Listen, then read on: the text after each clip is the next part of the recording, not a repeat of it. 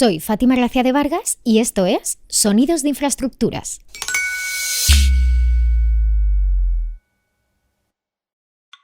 Hace algunos años, el equipo de Ferrovial estaba reunido como un día cualquiera, cuando de pronto pensaron, ¿no sería genial poder mostrar y documentar todos los diferentes proyectos de Ferrovial que hay por el mundo? Y dándole más vueltas, pensaron, ¿y no sería genial enviar a alguien que viajase por todo el mundo y nos lo mostrase? Ha sido apasionante también, ¿no? El descubrir el mundo y sus variedades, ¿no? A través de Ferrovial. Y entonces fue cuando lo decidieron. Descolgaron el teléfono y llamaron a alguien. Y ese alguien era José Manuel Ballester, un artista y fotógrafo madrileño. He intentado plasmar y retratar ese mundo, todos los desafíos y los retos que me he encontrado, ¿no? a mi paso por estas obras. Y esas obras incluyen proyectos tan diversos como el Crossrail en Londres o Ruta del Cacao en Colombia.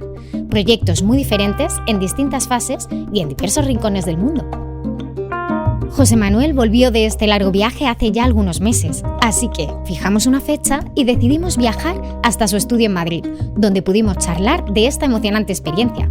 Y sorpresa, su estudio era tal y como habíamos imaginado que podía ser el estudio de un artista. Un garaje reconvertido en un espacio amplio, luminoso, lleno de arte y pequeños tesoros por todos lados. Obras de arte colgadas por las paredes, apiladas o en pleno proceso de creación. Era difícil poder centrarse solo en una, había tantas cosas que nos llamaban la atención. Mirases donde mirases, había fotografías y cuadros de enormes dimensiones, como si de un museo se tratara. Y aunque nos encanta el arte, volvamos ahora al viaje. Y es que este viaje no era el primero en el que Ballester recorría el mundo de la mano de Ferrovial. Ha sido dos grandes oportunidades las que he tenido, ¿no? Una hace ya 10 años y otra pues ahora recientemente, ¿no? En el segundo capítulo. Y es precisamente este segundo viaje y la recién estrenada exposición de lo que queremos hablar. Queremos hablar de su mirada, de la forma tan especial que tiene de observar el mundo y un poco también de pequeños consejos y secretos que nos ha querido desvelar para todas aquellas personas que quieren fotografiar la infraestructura. Pero primero queríamos saber cómo nace todo este proyecto. Bueno, Ferrovial me invitó por segunda vez a realizar un proyecto que consistía en hacer una selección de las grandes obras que estaba realizando en aquel momento, estoy hablando del 2019, por el mundo y documentar ese trabajo, ¿no? A través de mis imágenes, a través de mi fotografía. Y eso es lo que he estado realizando hasta hace unos días que hemos dado por cerrada la exposición, ¿no? El proyecto. Ellos sí me hicieron una selección de obras y de infraestructuras, de proyectos que estaban en marcha y se hizo un calendario y yo hice todo ese recorrido durante un año y unos meses. Estuve recorriendo todo el mundo pues detrás de todos estos desafíos y retos que la empresa tiene a lo largo de los 5 continentes, ¿no? Tengo muy claro los lugares que he visitado, cada país, las obras. Cuando hablo del mundo y sus variedades es porque he estado en los dos extremos de lo que puede dar de sí este planeta, ¿no? En ciudades y en lugares donde hay unos desafíos muy grandes porque el desarrollo es muy escaso, ¿no? A lugares donde el desarrollo es máximo, ¿no? Las ciudades con mejores infraestructuras del planeta y a las ciudades con unas infraestructuras muy básicas, con mucho por hacer, ¿no? Entonces, entre esos dos extremos me he movido, ¿no? Y he podido visitar desde labores como más discretas, como es suministrar agua potable a una pequeña aldea cerca de la selva en Colombia, en la Ruta del Cacao, o en Perú, dotar de vestuarios y de cuartos de baño a los colegios de la periferia de Lima, a estar en los proyectos más desafiantes o más inquietantes, como puede ser la central de fusión nuclear en Francia o el sistema de depuración de aguas en Londres, el aeropuerto de Heathrow, las autopistas más espectaculares del planeta como la 407 en Toronto. O sea que he visto, pues como te decía antes, el mundo y sus variedades, ¿no? Sus extremos más opuestos, en aspectos muy complejos y en aspectos muy básicos y esenciales, como dotar de agua potable, ¿no? Te quería preguntar en qué momento empieza este gusto por fotografiar la infraestructura. Pues mira, después de un proceso de formación, empiezas a buscar tu propio mundo, ¿no? A tener tu propio estilo o intentar entender qué quieres comunicar y dónde quieres centrar tu atención, ¿no? Y mi atención la centré en los primeros años en una visión romántica del mundo, ¿no? Yo creo que un artista puede tener varias actitudes ante la realidad que le rodea. El romanticismo se inventa. Cuando no te gusta la realidad que tienes a tu alrededor, te la inventas, ¿no? Y desarrollas con la fantasía, pues desarrollas tu propio mundo, tus héroes, tu fantasía te lleva en una dirección, ¿no? Pero a los pocos años de cabalgar o de frecuentar ese mundo neorromántico, di un giro total y me di cuenta de que, bueno, pues cuando me iba de un sitio a otro tenía que coger el metro, cuando viajaba cogía un avión, y entonces centré mi atención en el mundo real, con todas sus consecuencias, ¿no? Sus aspectos positivos y sus aspectos negativos. Entonces pasé a una visión realista, a un realismo, y ahí entraron las obras, las infraestructuras, la ingeniería, los desafíos, la belleza que encontraba en esos lugares, no solamente por las obras que se construían o los artificios que se construían, que ya podían ser un túnel, un puente, un aeropuerto o una estación de tren, sino la capacidad del ser humano por resolver problemas, ¿no? Y buscar soluciones y de alguna forma mejorasen el paisaje urbano. Realmente es la escenografía que necesitamos para vivir en un mundo mejor, ¿no? Y eso es lo que me enganchó. ¿Qué te inspira cuando tú estás delante de un puente, de una infraestructura como puede ser el aeropuerto de Heathrow? ¿Qué te inspira esa obra para que tú decidas capturarlo con tu cámara? Bueno, por ejemplo, cuando estuve en Heathrow, en el aeropuerto, aparte de la escala, ¿no? La escala sobrehumana, ¿no? Que supone una infraestructura de estas características. Al final el viajero se convierte en una hormiguita que está allí y que ve pasar constantemente aviones que suben, que aterrizan, que el flujo, ese flujo tan milimétricamente calculado, tan controlado, ¿no? Eso es lo que intenté plasmar en mis fotos, ¿no? Esa belleza del ritmo tan calculado, y que además es que si no se calcula bien puede ser desastroso, ¿no? Cuando ves la procesión de aviones, ¿no? Tomando la pista o esperando a que llegue su turno, esa armonía, ¿no? de flujo, de sintonía tan presente y tan invisible en un principio, ¿no? Si haces un viaje como turista, a lo mejor no lo aprecias, pero cuando estás en pista, cuando tienes la posibilidad de pasar al otro lado, al lado de la parte técnica, la parte oculta, la parte invisible de todo un complejo que está al servicio de una función, que es la de mover pasajeros de un lado para otro con seguridad. Entonces, cuando ves todo eso, con toda la problemática que conlleva, se contempla cómo se buscan soluciones para evitar problemas que van surgiendo sobre la marcha, ¿no? Que no solamente se trata de movilidad, sino de una movilidad segura y que desafíe todos los retos o todas las cuestiones que pueden surgir, ¿no? en un lugar como ese. Te quería preguntar también, está claro que los artistas veis belleza allá donde vais y de hecho lo que conseguís es capturarla y dejar un eco en la humanidad con el trabajo que hacéis. ¿Qué similitudes ves entre un ingeniero y un artista? ¿Piensas que los ingenieros consiguen de alguna forma, a través de las infraestructuras, dejar también su eco en la humanidad? Para mí el arte es todo aquello que se hace de la mejor manera posible. Para mí un artista también es un buen médico, un abogado. La creatividad no es patrimonio del arte, del artista. Yo creo que pertenece a la condición humana. O sea, hacer las cosas con arte se puede hacer en cualquier profesión. No es un dominio o es propiedad solamente del artista. El artista lo que pasa es que tiene que comunicar y que expresar o manifestar o hacer visible la belleza, ¿no? O sea, un puente bien construido tiene una belleza y tiene unas cualidades artísticas y estéticas que están ahí. Lo que pasa es que además de eso tiene que ser funcional. O sea, que un ingeniero tiene el principal reto, la funcionalidad. Resolver un problema de la mejor forma funcional posible. Y ya de eso, si está bien resuelto, ya irradia belleza. Que luego la estética, que esa belleza sea más visible o más evidente o menos evidente, pues eso otro paso más. Pero si un puente está bien hecho, ya es bello en sí mismo, porque las cosas bien hechas irradian belleza. El arte lo que sí tiene como misión es hacer visible esa belleza o hacerla más visible o más patente. Y yo es lo que he intentado hacer cuando fotografío un puente o cualquier obra de ingeniería o cualquier desafío tecnológico de los que he podido contemplar en este viaje. Intento fotografiar esa belleza del trabajo bien hecho, del ingenio, el ingenio humano que intenta resolver problemas y buscar soluciones. José Manuel empezó a fotografiar los proyectos de Ferrovial por todo el mundo en junio de 2019. Pero, como ya os desvelamos antes, no fue la primera vez que se embarcaba en esta aventura. Ya había recorrido el mundo con este objetivo años antes, y queríamos comparar y saber qué diferencias había entre estas dos experiencias. ¿Había cambiado algo en estos años? ¿Había cambiado él? Y sobre todo, ¿cómo consigues capturar la esencia y los detalles de tantos proyectos y tan variados en tan poco tiempo? Tenía la experiencia de lo que había sido el primer viaje, el primer proyecto. Entonces, la sorpresa, digamos, era menor. También es cierto que era 8 años más mayor y el esfuerzo físico que me supuso el primer viaje, pues de alguna forma me podía preocupar en cuanto a si podía mantener el mismo ritmo. Y sorprendentemente, quizás yo creo que fruto de la experiencia del primer viaje, lo llevé mucho mejor. Cuando inicias un proyecto de estas características, que sabes que va a ser un año y varios meses de constantes viajes, con 2 maletas preparadas y casi un viaje cada semana, constantemente durante un año, pues al principio crees que va a ser duro.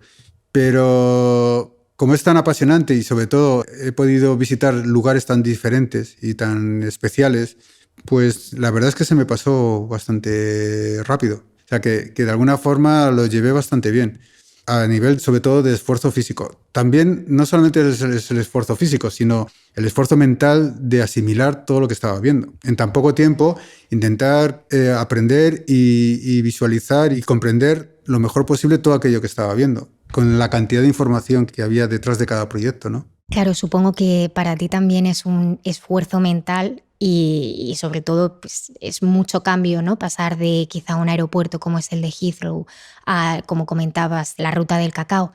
¿Cómo te enfrentas a esos cambios de escenario? Y sobre todo, ¿qué te llamó la atención o qué infraestructuras destacarías durante este viaje que por la belleza que has encontrado en ellas o quizá por el contexto te han llamado la atención? Pues mira, es muy difícil de alguna forma resumir todo lo que he visto y todo lo que he podido hacer, ¿no? Todo mi trabajo. De hecho, se va a visualizar un 10% de todo lo que he hecho. Y luego he tenido la suerte de que Ferrovial me consiguió un equipo estupendo de personas que se pusieron a trabajar a mi lado. Los equipos que me recibían en cada lugar estaban muy bien preparados y hicieron el esfuerzo de explicarme lo mejor posible lo que iba a ver y lo que estaba viendo. Con lo cual me ayudó muchísimo. Pero claro, era un exceso de información concentrada en cada momento y sobre todo de contrastes tan grandes, ¿no? De pasar de una central de fusión nuclear a una pequeña aldea aislada casi de la civilización, donde pues necesitaban agua potable. Entre esos dos extremos pasan muchas cosas, ¿no?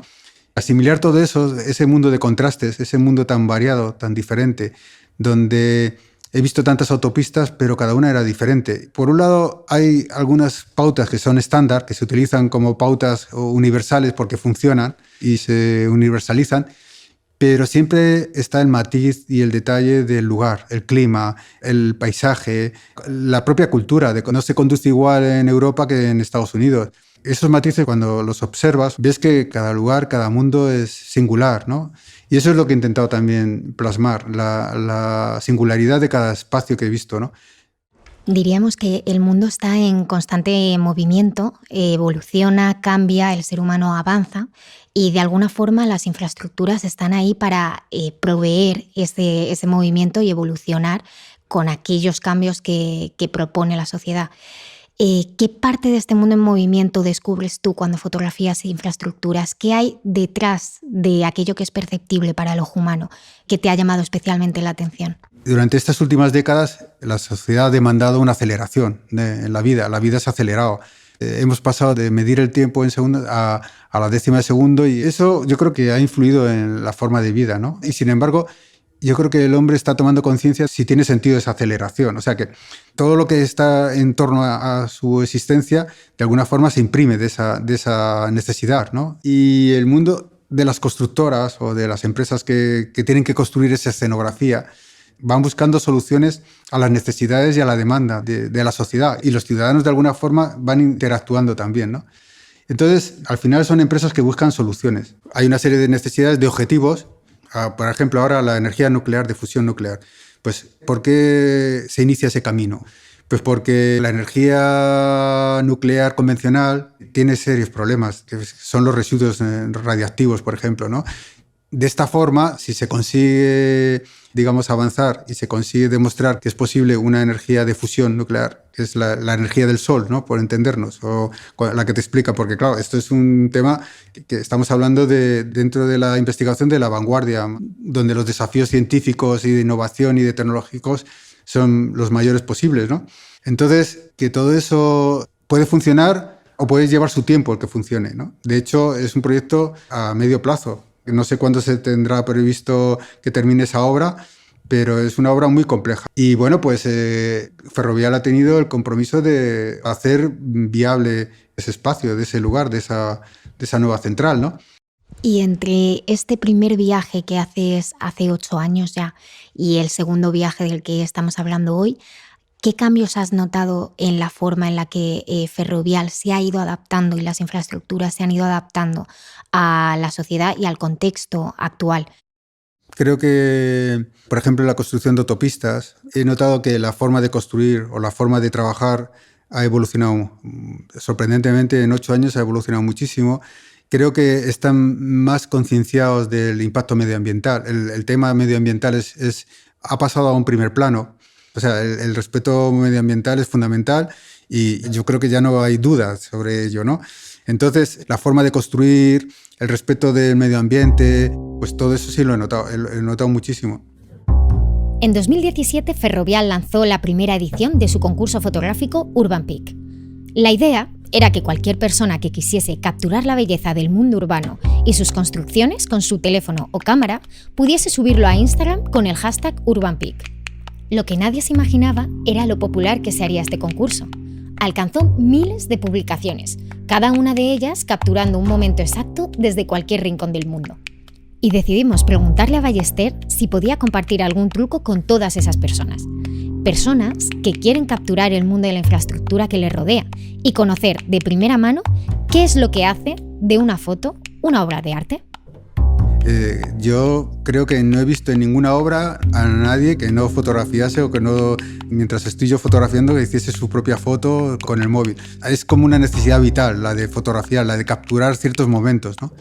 Quizás con qué carácter o con qué intención o con qué finalidad haces esa foto, ¿no? Si es simplemente un mero recuerdo, que puede ser tan lógico también y tan respetable, un recuerdo de un momento determinado que te llama la atención o un momento de luz.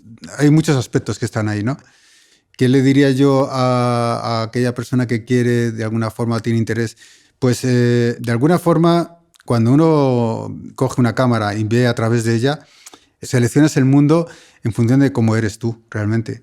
Entonces, a veces, si te obsesionas en hacer una buena foto, a lo mejor te estás obsesionando en no ser tú, sino en ser como te gustaría ser.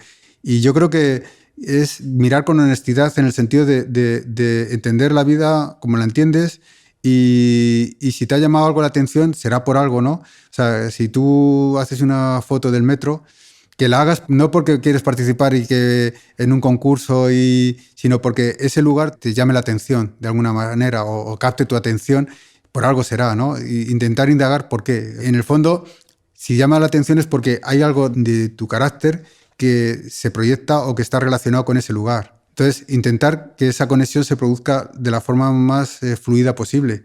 Y dentro de la mochila que llevamos todos de nuestra forma de entender la vida y la realidad, que la entendemos en función de la formación que hemos tenido, de la vida y de lo que hemos pasado a lo largo de nuestro viaje por el mundo, ¿qué hace ese lugar ahí? ¿Por qué lo metes en tu mundo, no? Seguramente, si eres tú especial, la foto será especial. Por ejemplo, un puente llama la atención y hay miles de personas haciendo ese puente, es porque ese puente tiene algo que decir a mucha gente, ¿no? Cuando a mí me encargaron fotografiar el puente del Golden Gate y fui allí y dije, bueno, si este puente yo creo que ha sido el más fotografiado del mundo, ¿qué puedo aportar yo? Y estuve 22 días rodeando, de alguna forma conociendo al puente. ¿Qué me podía decir que tuviese interés para yo aportar? Lo que no voy a hacer es hacer fotos que ya están hechas. O sea, de alguna forma, ¿qué me decía el puente a mí? Y olvidarte de esas miles de fotografías o millones de fotografías que ha hecho medio mundo sobre ese lugar, ¿no? Olvidarte de eso y decir, ¿qué me dice ese lugar a mí? Las infraestructuras al final son obras que básicamente son inertes, están hechas con materiales como hormigón que a priori no tienen vida o no tienen esa belleza que quizá se puede encontrar en la naturaleza. ¿Cómo consigues darle alma a eso que estás fotografiando para que consiga mover algo dentro de las personas que después lo van a apreciar? Bueno, recuerdo mi primera visita a la estación de Atocha, que el ingeniero en aquella época no había los controles que había hoy y el rigor que hay en cuanto a la seguridad, que es necesario e imprescindible. Entonces me decía, pero ¿por qué vienes a fotografiar una obra, ¿no? ¿Qué interés tiene para ti en un lugar donde solo hay barro? Es cierto que aquel día llegué hasta las rodillas de barro a casa, porque en una obra es como un campo de batalla. O sea, hay una tensión de doblegar a la naturaleza, ¿no? A través de la construcción es un acto de doblegación en función de un programa y de un concepto, ¿no? De crear unos servicios o unas infraestructuras, una solución para resolver un problema. Todo eso lleva es un proceso complejísimo. Y hay obras que te sorprenden por la complejidad, la dificultad, el esfuerzo y el sacrificio que supone, ¿no? Lo que hay detrás, ¿no? Entonces, ese barro, ¿no? Mancharse de barro. Hay que pasar por ese caos para llegar digamos, a un orden, ¿no? A un mundo mejor, a un nivel superior, ¿no? Entonces, esa capacidad del ser humano de complicarse la vida de esa manera, ¿no? De organizarse y de organizar un proyecto donde al final el objetivo es generar un espacio, un lugar que mejore una serie de o que ofrezca una serie de utilidades diferentes o novedosas, ¿no? Y que te permita luego hacer cosas que de otra manera sería imposible, pues todo eso es quizás uno de los motivos que me ayudó a meterme en el barro y en esos lugares donde el ruido, la tensión es constante. Como te decía, yo lo expresaría como un campo de batalla donde se están lidiando una lucha por doblegar los materiales con los que estás trabajando. Entonces, pues todo eso yo creo que no puede dejar indiferente a nadie. La condición humana está ahí. O sea, yo creo que el ser humano está condenado a intentar buscar soluciones constantemente, a mejorar su vida, aunque muchas veces hablamos de progreso. O sea, el hombre ha llegado a la luna. Bueno, han llegado 3 hombres. La vacuna, se han vacunado en los países ricos, pero en los países pobres no ha llegado la vacuna prácticamente. O sea, esos desajustes, ¿no? De que a veces la obsesión por mejorar está muy bien, pero no llega a todos por igual. Y eso yo creo que es otro de los desafíos. Dentro de este desafío que comentas, que supone digamos que conseguir una igualdad de oportunidades o al menos intentarlo en diferentes partes del mundo, tú precisamente en este viaje has podido comprobar con tus propios ojos algunos de los proyectos que lleva a cabo Ferrovial en cuanto a obras de desarrollo sostenible para otras comunidades. ¿Qué te ha transmitido cuando has estado en esas comunidades que, gracias a un proyecto entre Ferrovial y distintas ONGs, ha conseguido un cambio a mejor que directamente ha afectado a las personas de esa comunidad? Yo creo que un aspecto importante es que ese tipo de proyectos a Ferrovial en principio no le ofrece beneficios en cuanto a que sea un gran proyecto donde se mueva mucho dinero y que le pueda resultar beneficioso. El gesto de Ferrovial de atender esas necesidades, pues creo que hay que destacarlo. Y lo que sí puedo decir es que cuando yo fui a esos lugares y iba en nombre de Ferrovial, iba con los equipos de Ferrovial, me sorprendió porque me trataban como si fuese un benefactor o no les hubiese salvado la vida o les hubiese aportado algo importantísimo y me recuerdo que en una de las aldeas me ofrecieron lo que tenían en su casa, me ofrecieron un té con unas hierbas que cogieron del huerto y como un invitado especial, ¿no? Proyectaban sobre mí lo que había hecho Ferrovial con ellos. Entonces, me sorprendió muchísimo, ¿no? Esa especie de trato y de agradecimiento que yo noté, ¿no? Con estas personas que me atendieron y que me entregaron su vida y me invitaron a pasar a su mundo. Incluso también me dijeron cuáles eran sus nuevas necesidades. Durante este viaje que has hecho con Ferrovial todo este año, claro, te has enfrentado a diferentes infraestructuras con diferentes requisitos por tu parte para saber capturar la imagen que estabas viendo. ¿Qué requisitos te ha puesto la empresa o digamos, qué línea te ha marcado a seguir Ferrovial para que capturases las infraestructuras? He tenido la suerte de que he trabajado con total libertad. O sea, que yo creo que la clave quizás de que yo haya podido trabajar en eso es que cuando me contrataron conocían mi trabajo, pensaron o visionaron lo que podía hacer y me dejaron hacer. O sea que no he tenido ningún tipo de guión. Una vez que me han dado un listado de obras, yo he trabajado sobre esos lugares, he tenido total libertad. Con lo cual me he sentido bastante cómodo y he intentado también ser honesto en mi trabajo.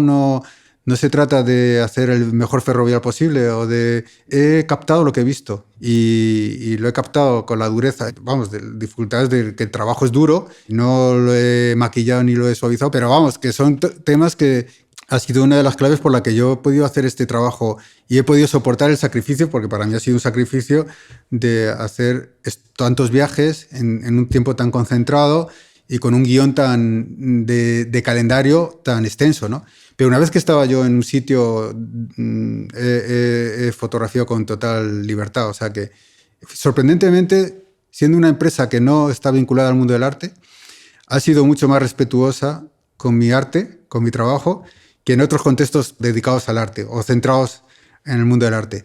Han sido muy respetuosos y me han dejado hacer. Y eso yo lo agradezco profundamente porque me he sentido libre y con la responsabilidad de hacer mi trabajo lo mejor posible en el sentido de hacer obras de arte con los lugares que he visitado, y con la gente con la que he estado, ¿no? Si algo es también insólito en este proyecto es que creo que no ha habido ninguna empresa que haya contratado a un artista para hacer un trabajo así, ¿no? Entonces para mí también era un desafío y también me siento muy agradecido que hayan contado conmigo, ¿no? Y yo intento estar a la altura, sobre todo a la altura de la dimensión que supone las obras que he visto y los proyectos en los que he estado involucrado, ¿no? Como visitante, ¿no? Ocasional. He sido un visitante de excepción que ha pasado por allí, ¿no? Y he intentado pasar y captar lo mejor posible. Muchas gracias a José Manuel Ballester por hablar con nosotros en este episodio. Nos ha prestado su mirada para admirar la infraestructura, la vida y el arte. Escucharle compartir su experiencia, consejos y visión artística del mundo que nos rodea ha sido un placer. Si te has quedado con ganas y estás pensando, oye, yo quiero ver fotos de este viaje, entonces su exposición en la Fundación Telefónica en Madrid es perfecta para ti. Puedes visitarla desde el 17 de junio al 3 de octubre de 2022 y además la entrada es gratuita. Sonidos de Infraestructuras es una colaboración entre Ferrovial y Veleta Media. Nuestro equipo incluye a Craig Lawless, Kevin García King, José García Guaita, Arantxa Gulias, Paloma González, Bethany Ashcroft y yo, Fátima Gracia de Vargas. Puedes conocer muchas más historias en este canal de podcast o en nuestro blog. Soy Fátima Gracia de Vargas y esto es Sonidos de Infraestructuras.